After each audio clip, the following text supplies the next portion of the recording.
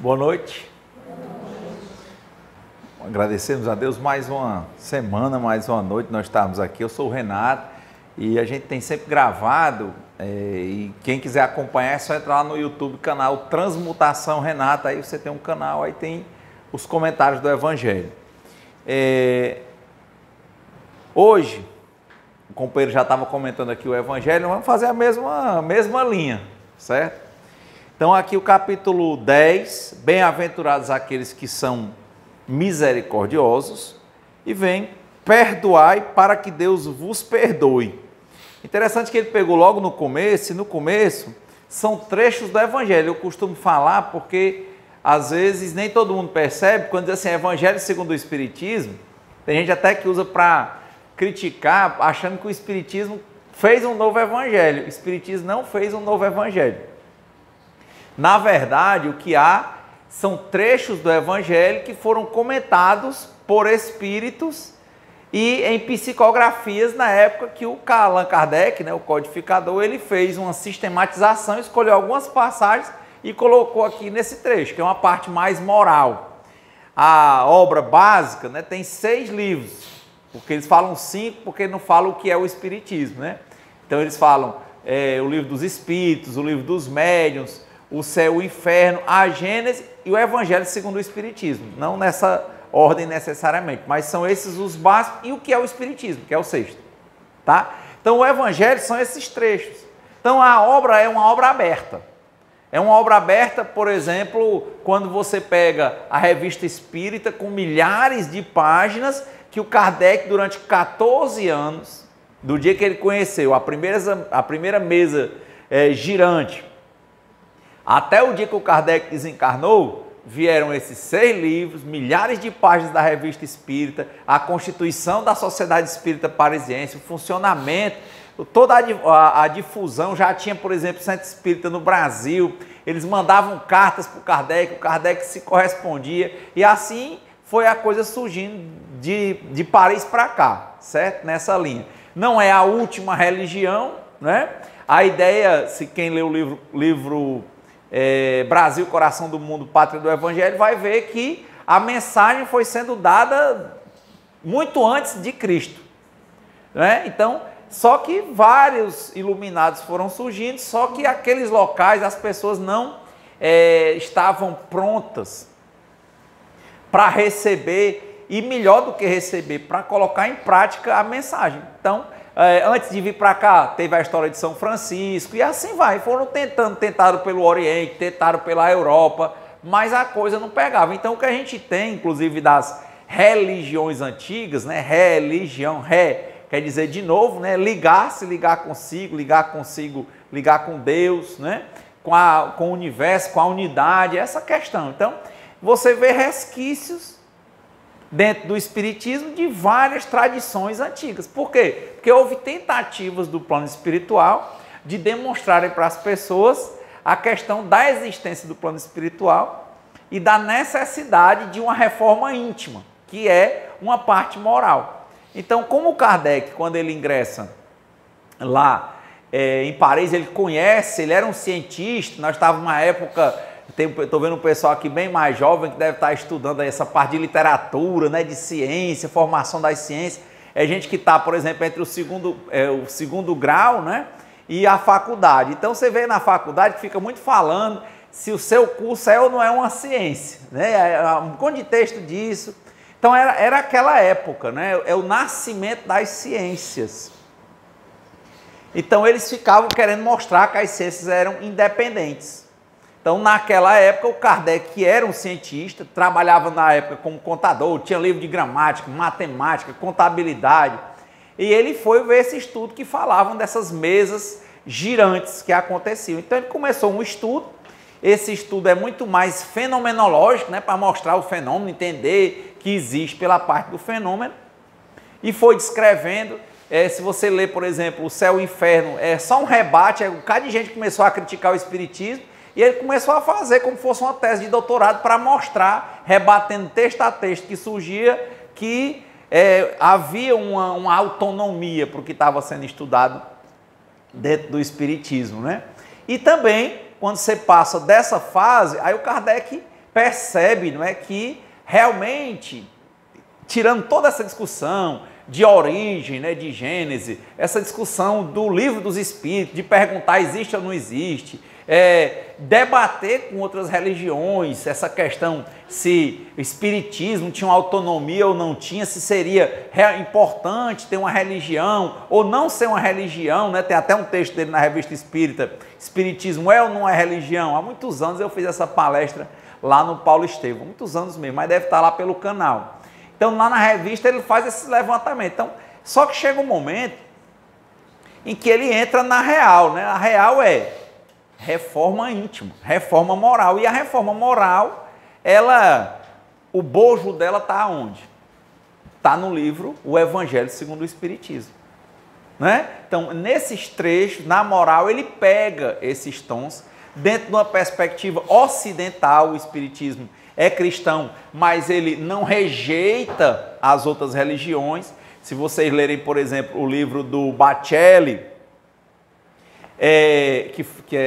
acho que é a biografia mais completa do Chico Xavier. Na época ele começou com 100 anos de Chico Xavier, ele vai juntando matérias, e ele, uma hora perguntam ao Chico Xavier, para ele perguntar para o Emmanuel, né, e o que ele acha de Krishna, né, da Índia, o que ele acha, aí começa a perguntar a Deus. Aí o Emmanuel faz uma espécie de demonstração de qual era o papel de Jesus e qual era o papel desses outros seres, essas divindades que surgiram muito antes de Cristo, né? Qual era o papel dele? Ele reconhece o papel de cada uma dessas entidades.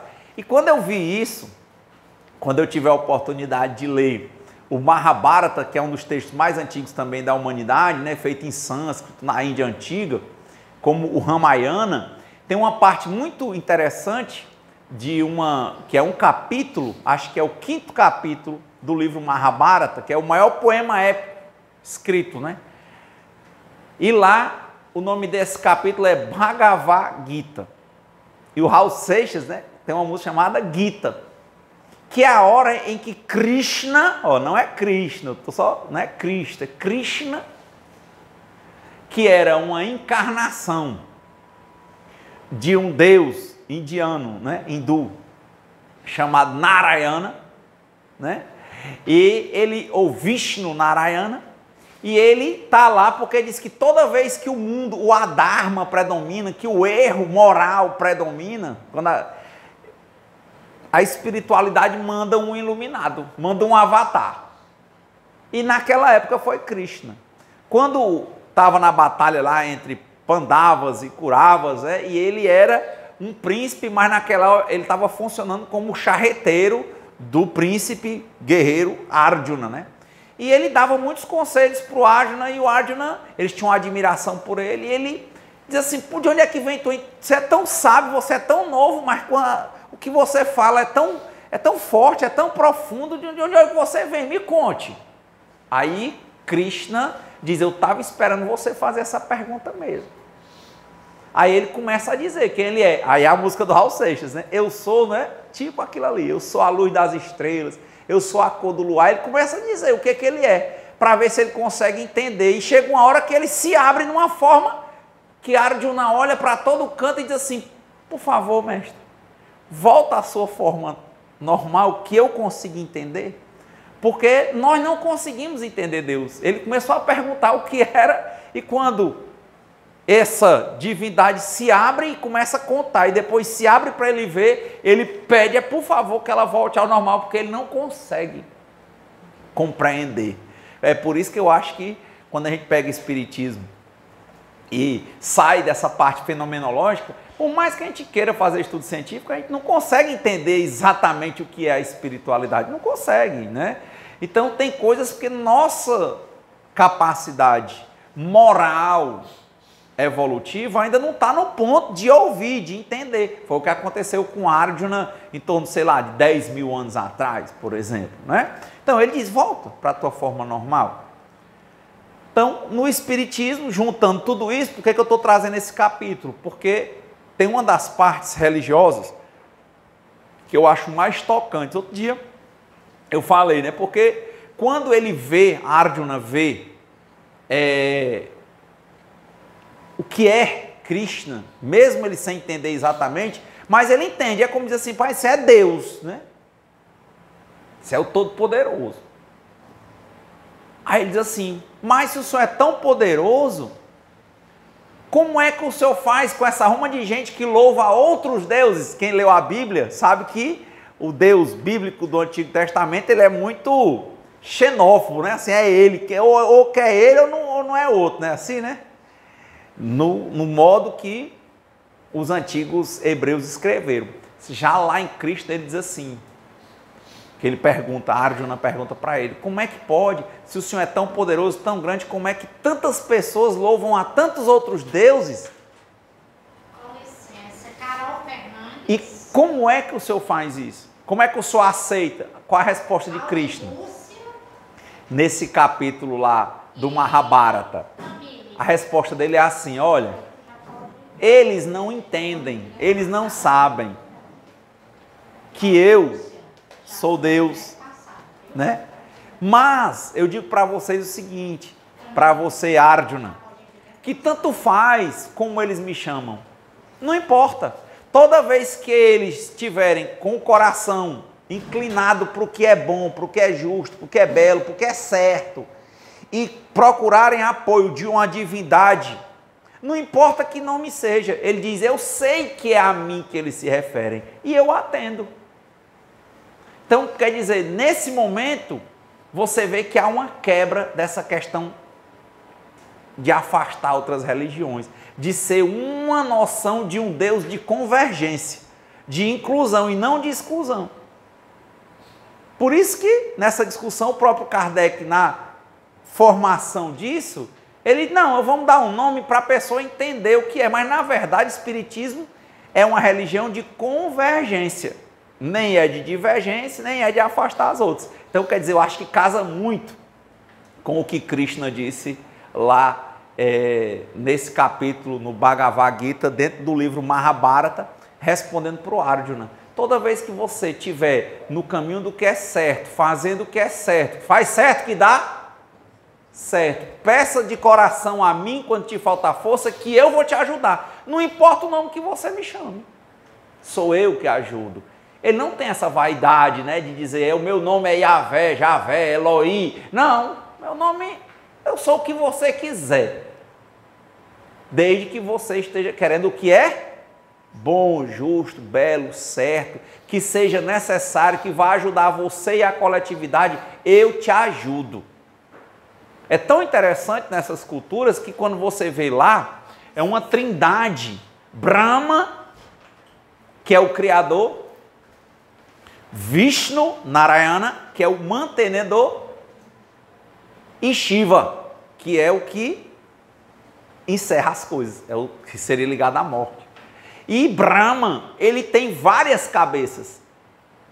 E quando você vai ler aquilo, interpreta como o quê? Que as pessoas enxergam Deus de formas diferentes.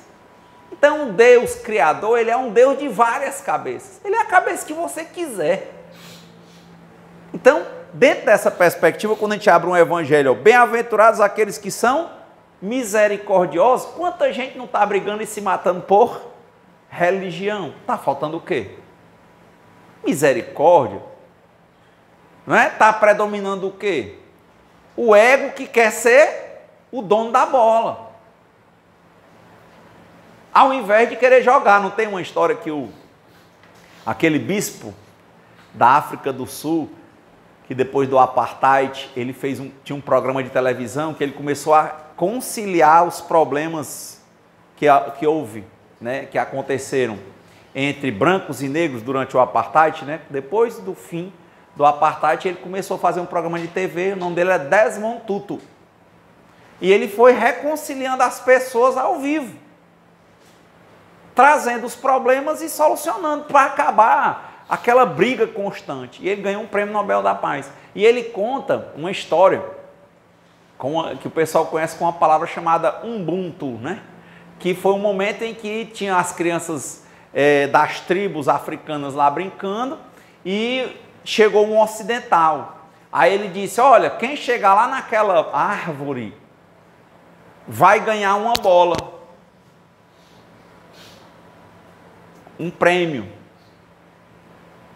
Aí, o que as crianças fizeram?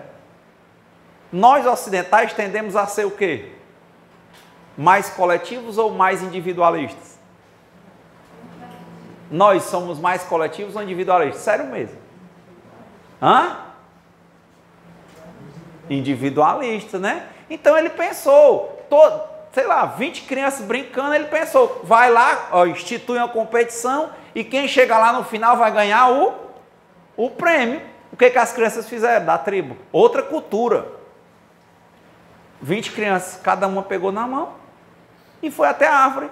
E as 20 pegaram na árvore ao mesmo tempo. Ele coçou a cabeça e ficou, como diz aqui no Ceará, todo errado, ó. Ele disse, ixi, eu só tenho um prêmio. Porque ele pressupôs que elas saíam correndo, uma para derrubar a outra e uma ia chegar lá. Aí o que elas responderam? Mas que graça tem brincar sozinho? A gente tem que ganhar junto. Então a lógica da religião parte de uma reforma íntima. De jogar junto. De ganhar junto. E não de ficar se separando. Mas para isso a gente vai ter que ser misericordioso, porque vai ter que enfrentar todo o senso de separatividade que tem dentro de nós. Todo o senso de divisão, de querer achar que a gente é mais, que a nossa religião é a melhor. Não é. Por isso que eu achei lindo isso. E eu nem procuro dar ouvidos à pessoa. Já várias pessoas comentaram lá no canal, olha, porque espiritismo era para você falar só dos textos espíritas. É Allan Kardec, é Chico Xavier, Divaldo Franco. Eu disse, tudo para mim é tudo. Porque Deus para mim só é essa é a unidade. Isso aí que vocês estão dizendo é a divisão. E divisão só leva a mais divisão. E unidade só leva a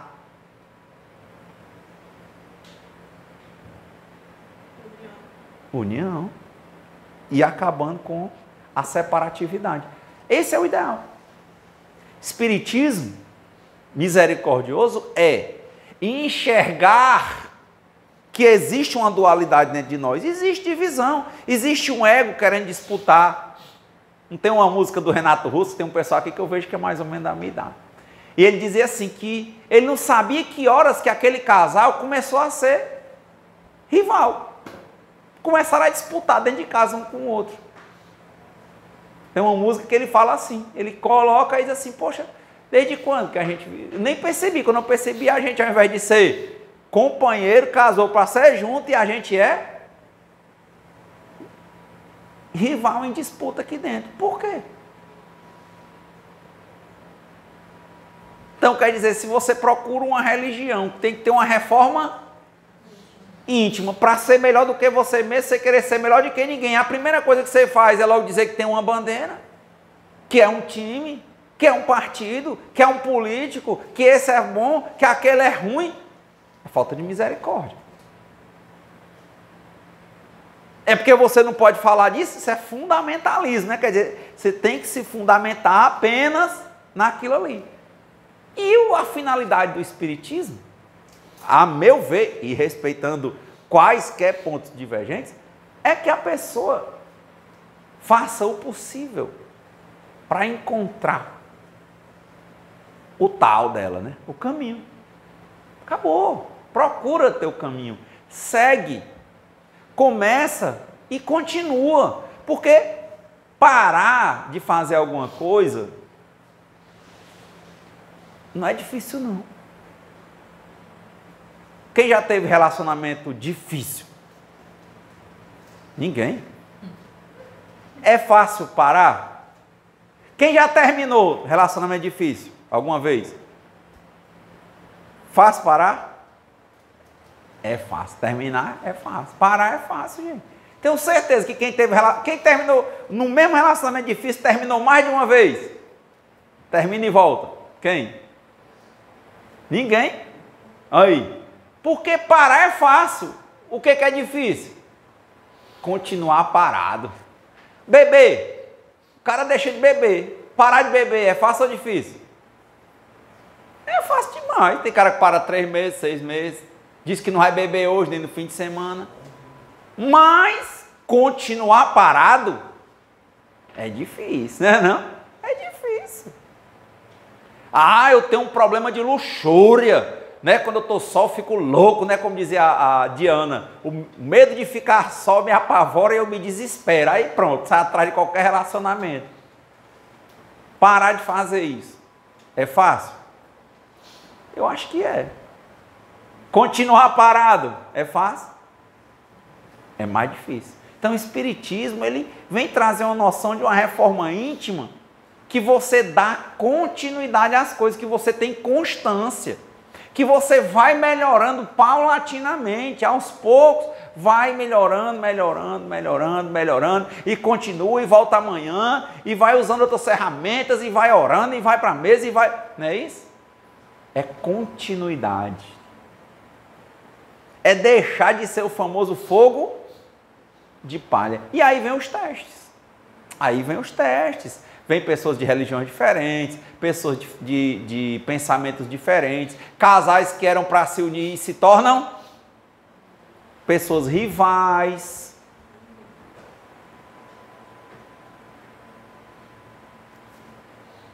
Aí vem o lado, né? Ter paciência.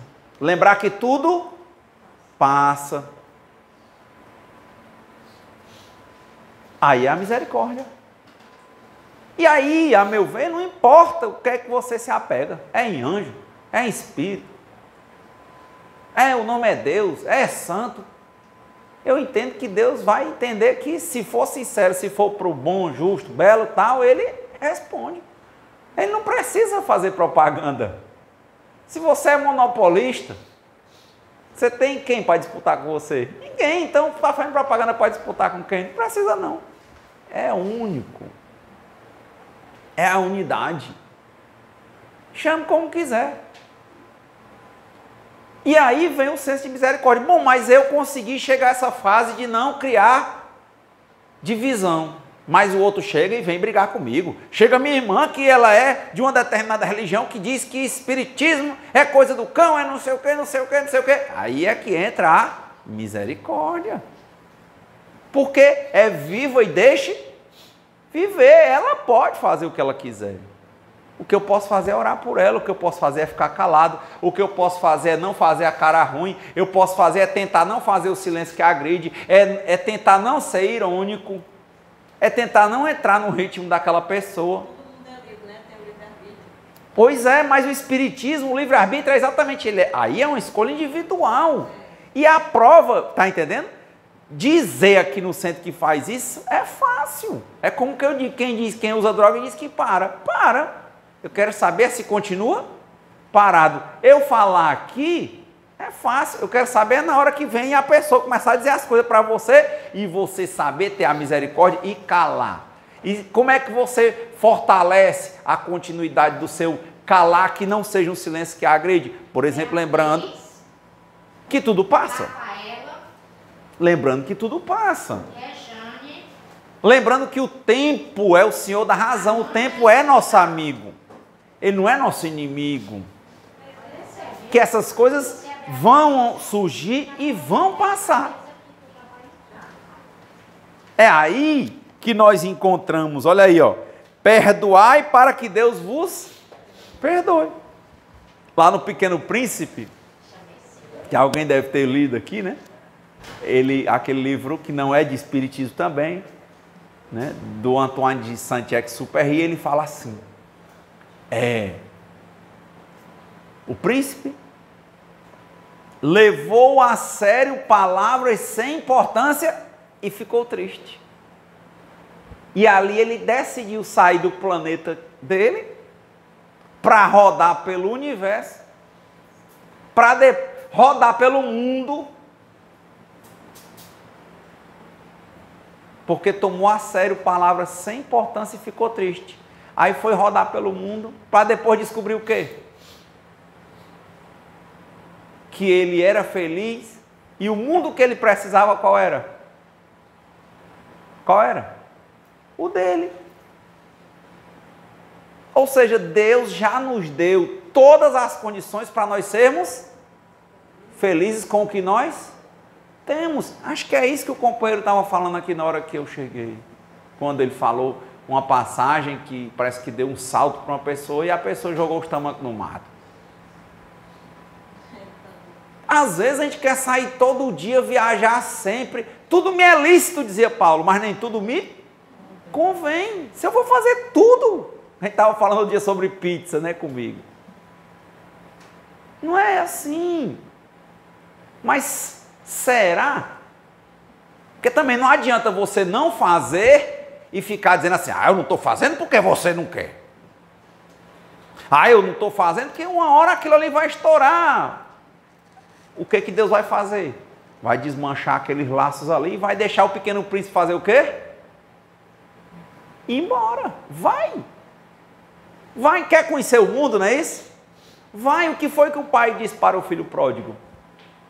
Pai, eu quero meu dinheiro, eu vou curtir, passear pelo mundo e zoar por aí. Foi o que o pai dele disse? Toma o que é teu e vai. No final ele voltou para onde? Descobriu que a casa do pai tinha valor.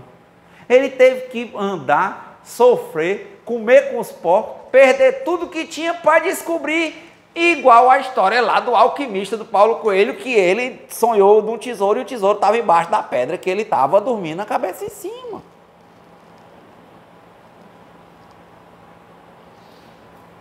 Por que a gente tem que rodar tanto? Para enxergar que o que tem valor na nossa vida já está conosco. Se nós aprendemos a nos amar como nós somos, e nos amar como nós somos não quer dizer, olha, agora eu estou totalmente fora de peso por um descontrole emocional com comida, e eu vejo que me faz mal e eu não vou melhorar. Eu vou melhorar, eu me amo assim e vou cuidar para que eu esteja melhor. Vou ficar melhor. Estou num relacionamento péssimo, eu vou tentar melhorar aquele relacionamento. Se não tiver jeito, o que eu faço? Sigo em frente. Quer subir? Vamos junto. Quer descer? Desça só. Show de bola. Não tem dificuldade. Não precisa brigar. Não precisa disputar. Mas às vezes tem que ser bíblico, né? A palavra seja sim, sim e não, não. Pô. Tem hora que dizia Emmanuel, o sim existe e o não existe. O sim não precisa ser um mel e o não precisa ser um fel. Mas às vezes tem que ser dito. Então, o que a gente vai encontrar dentro dessa perspectiva? Pessoas vãs que estão indo com o vento, não é isso? E essas pessoas, às vezes, somos nós, que não conseguimos encontrar valores, virtudes e sabedoria, beleza, a alegria de viver onde nós estamos com o que nós temos e ficamos correndo aí, ó.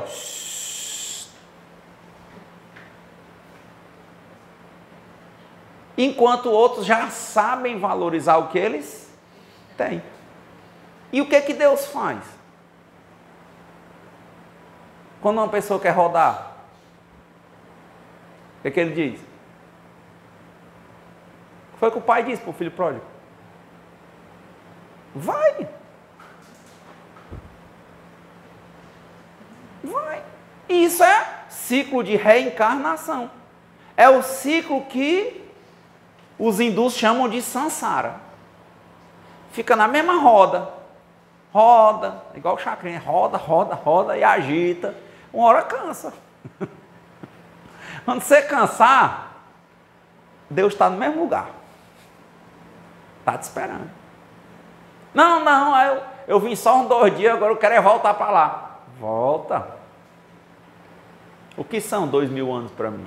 Nada. Para ti, talvez 2000 vidas. Para mim é nada. Quer passar mais 2000 anos rodando? Vai. Vai. Rapaz, eu tenho um filho, eu não vou cuidar do meu filho, não. Eu vou rodar pelo mundo. Vai. Eu tenho casa, mas a minha casa não presta não. Verde é o jardim do vizinho. Pois vai. Primeiro, o do vizinho é do vizinho, não é teu. E aí é que vem. São momentos difíceis que o que a gente tem, às vezes, apenas, e é muita coisa, se a gente consegue praticar o evangelho da misericórdia, é o silêncio, sem ser o silêncio que agride para machucar o outro. Porque é um silêncio que a gente está conversando conosco, não escondendo nossas emoções e falando com Deus. Diz, oh meu Deus, isso aqui eu não consigo ajeitar, porque é a escolha do outro, a escolha da outra, é a vida do outro, é a vida da outra. Eu não posso fazer nada, eu sei que está afetando o nosso relacionamento. Elaine, Mas Simone e Kelly. é viva e deixa? Viver eu não posso fazer nada, mas eu posso. O que eu posso fazer? Fazer a minha parte com a minha vida e orar pela outra pessoa. É melhor orar do que brigar. É melhor orar e entender que se algo acontece é porque tem um motivo. Entender que tudo passa. Entender que as coisas mudam. Mas ter a compreensão de que às vezes mudar não quer dizer numa vida. Às vezes separações acontecem. Pode ser que vocês se resolvam 300 anos depois. Não é isso a reencarnação? Resolve. Um dia, eu conheci uma pessoa e ela veio contar para mim que tinha tido um relacionamento que fez uma regressão, não tem essa coisa da regressão? E ela tinha um problema muito grande que envolvia ela com o pai, com a mãe, com esse novo relacionamento, com a filha. Aí ela disse que na regressão ela tinha entendido, foi contar a história como era, né? Que ela tinha tido um relacionamento com essa pessoa que ela estava, tinha casado, era um homem muito bom. Só que a cabeça dela era o quê? Queria fazer o quê? Dar uma de Pequeno Príncipe, né? Rodar o universo. Começou a rodar, ter vários relacionamentos. No final ele era trabalhador mais humilde e ela queria viver uma vida de bebida, luxo, prazer, que ele não tinha como dar. E ela acabou se relacionando nessa outra história, nessa outra vida dela, com um cara que era rico, mas era casado. E quando o marido descobriu, ela estava grávida do outro. E aí, separaram e parece que nessa, não sei o que, não me lembro mais o que aconteceu com o marido. Sei que aí a vida dela foi um inferno com esse outro. Ela adoeceu. Ele separou e depois perdeu tudo, e ela ficou, depois deixou ele e ficou muito doente, e quando ela estava convalescendo, morreu muito jovem, pegou doenças, antigamente chamava doença do mundo, né? Doenças venéreas, e aí ela morreu disso, ficou com a beleza altamente abalada, né? Porque, por exemplo, sífilis deixa manchas, né? Herpes muito forte, deixa patacas de ferida grande, né, no rosto. E ela lembrava, né, que sempre desse marido, que ele era um cara muito bom, mas ela quis rodar o mundo.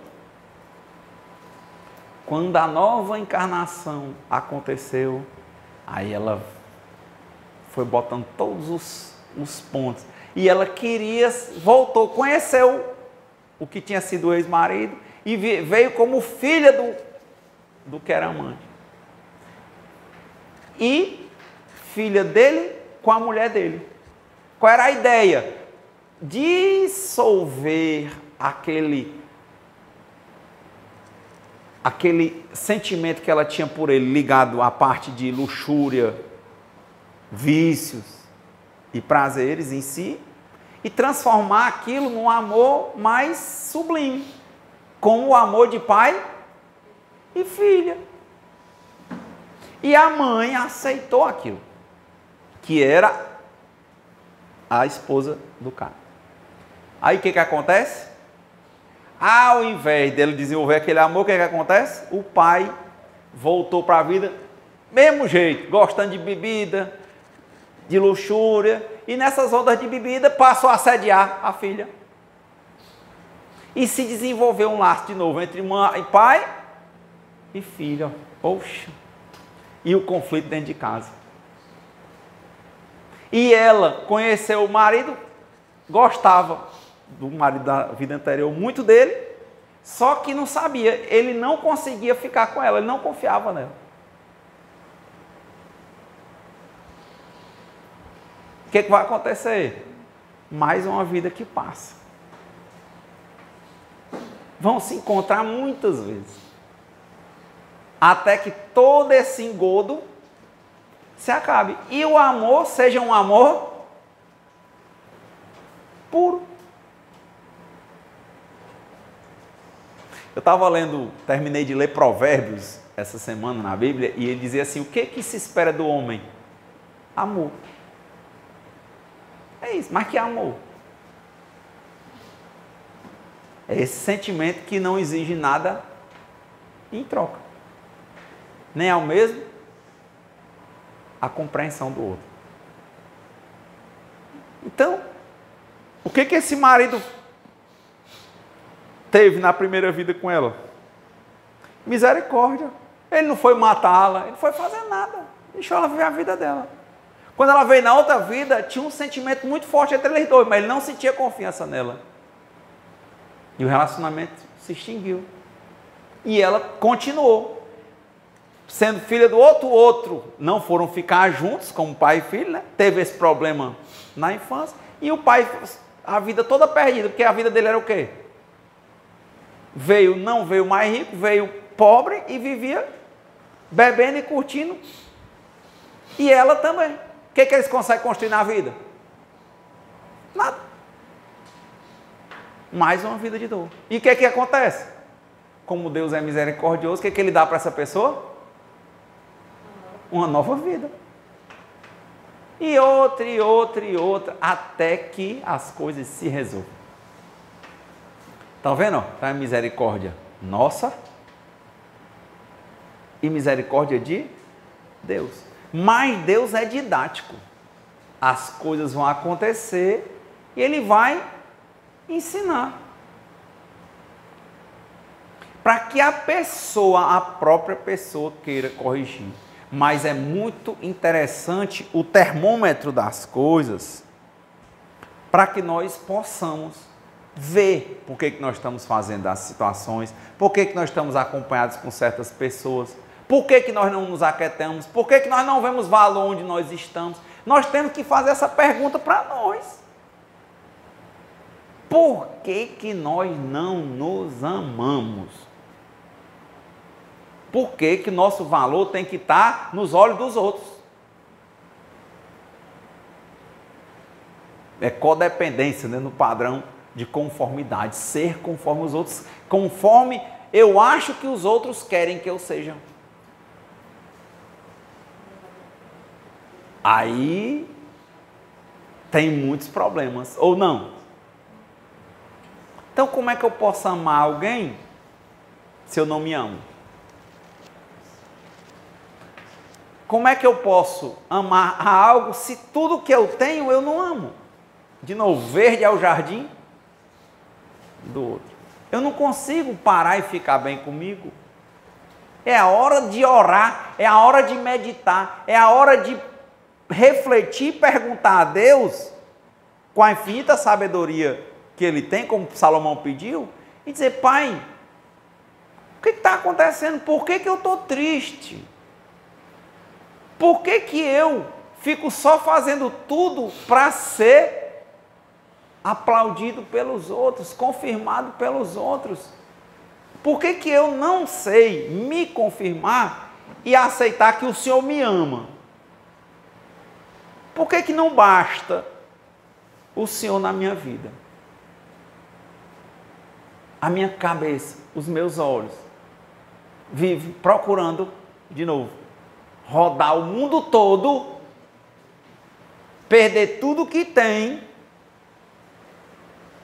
para depois descobrir que o que me dava alegria, felicidade, plenitude de vida, já estava comigo.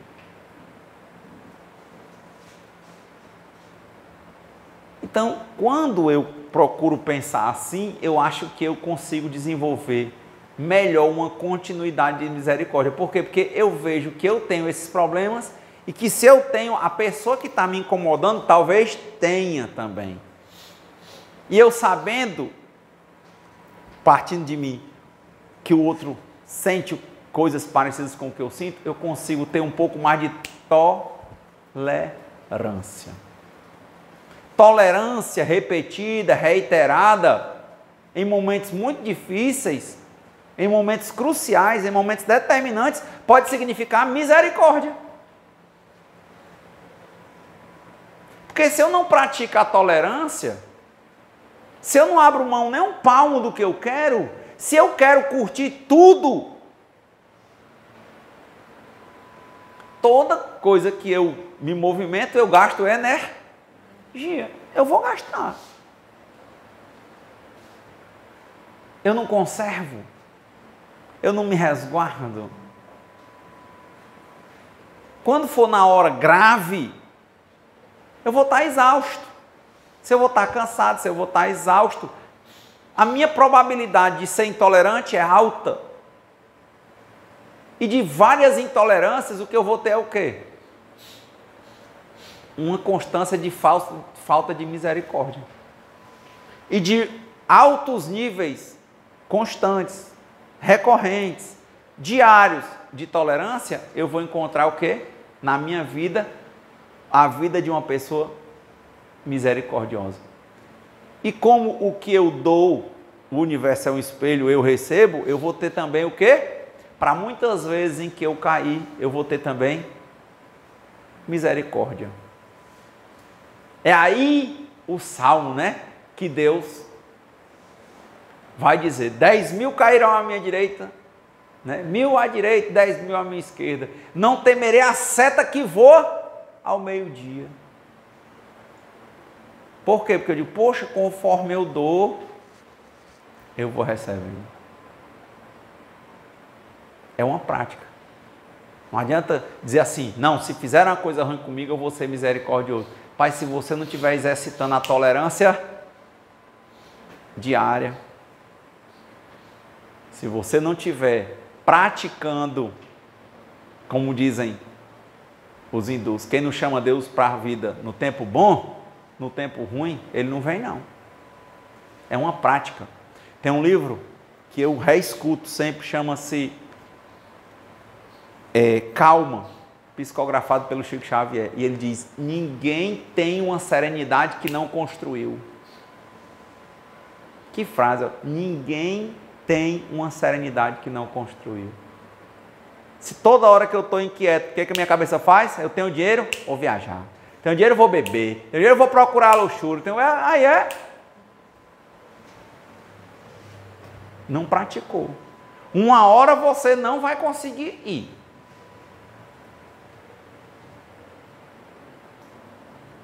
Nunca esqueça. Dor, velhice, doença e morte são 4 verdades das quais ninguém na matéria consegue escapar. Uma hora a gente para. Nem que não queira. Quem já esteve hospitalizado aqui alguma vez? Para não? Para e acabou-se. Quer ir não sei o que? Não vai. Então, dentro dessa perspectiva aqui do Evangelho, né, bem-aventurados aqueles que são misericordiosos, nós fizemos aqui uma passagem pelos 5 livros, né, na verdade os 6 da doutrina espírita, falando também da revista espírita, pelo Kardec, mostrando que o centro da discussão era definir o que era o espiritismo, mas ter um eixo ou um alicerce na reforma íntima da conduta moral. Entendendo que espiritismo é uma religião, mas não diferente, excludente. Ela é uma religião de convergência.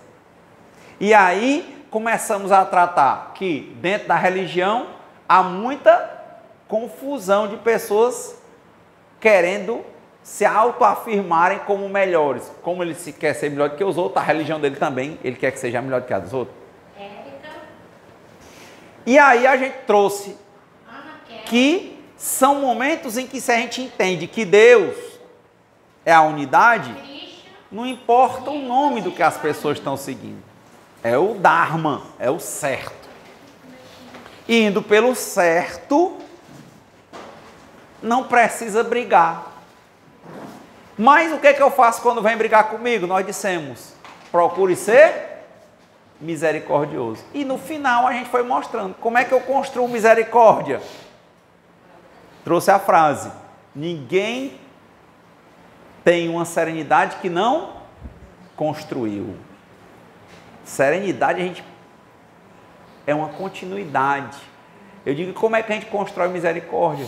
Exercitando diariamente a tolerância. Né? Paciência, tolerância. E aí vem, né? Ó, bem-aventurados aqueles que são misericordiosos. Quantas brigas você não vai deixar de ter?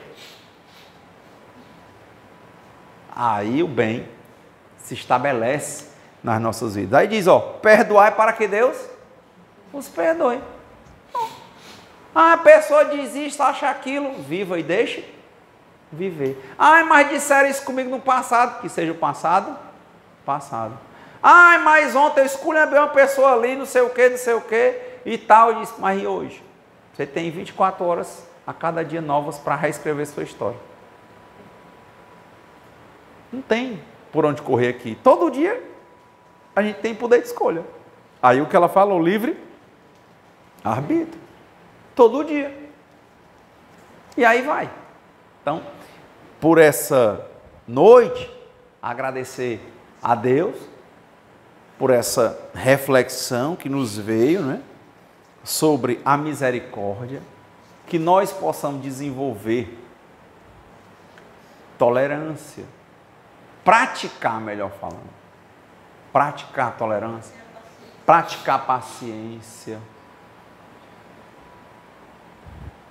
para que a gente consiga enxergar a misericórdia na nossa vida, porque o outro vai errar, mas nós também vamos errar.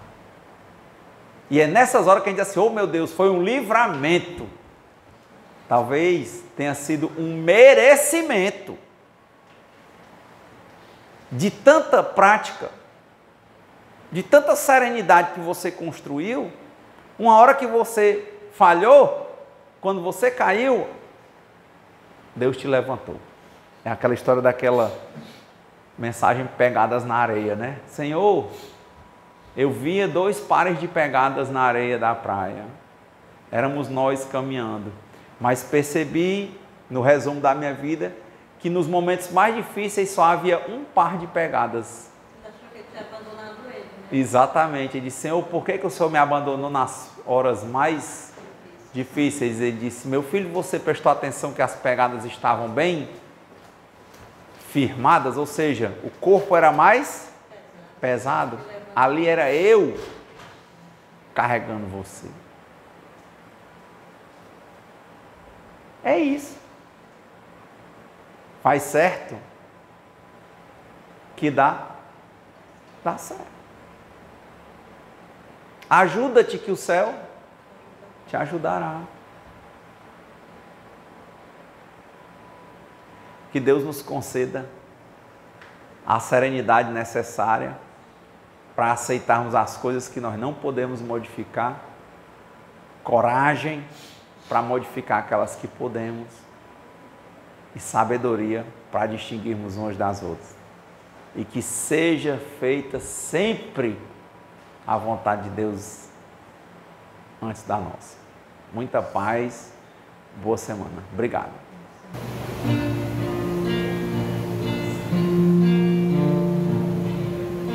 O amor não vai se perder, seja como for. florescer. Se a nuvem e escuridão não se cobrir o teu coração, pode ser que a dor insista assim. Tu és forte, pode reagir. A pessoa que sofrer renuncia ao teu querer. Tudo vem no tempo de Deus. Não adianta apressar teus pés. Se for tempo para te virar, se não for, não vais desanimar. Vai doer, mas também vai passar. Não procures te culpar. Outras portas vão se abrir e de novo vai sorrir. Vais feliz. O impossível não existe para Deus. Mas feliz. De repente tua vida se abrirá.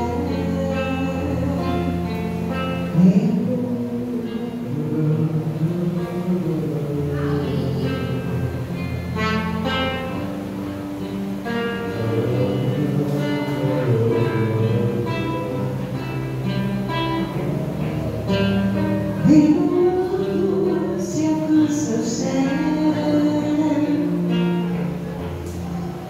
e Deus vai te abençoar. Não te prives de crescer. Outras flores vai colher.